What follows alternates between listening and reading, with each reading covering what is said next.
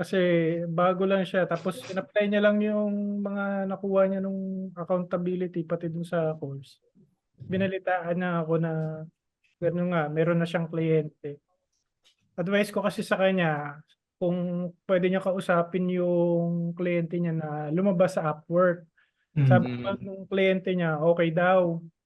Pero wag daw muna ngayon kasi kailangan niya yung parang feedback eh. Ginagamit din kasi nung kliyente niya para gumanda yung ranking niya as employee. Mm.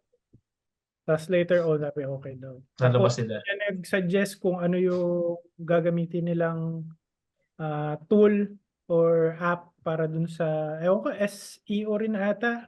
Tama ba, Pops James, yung sinabi ni Ace? SEO rin yung client niya?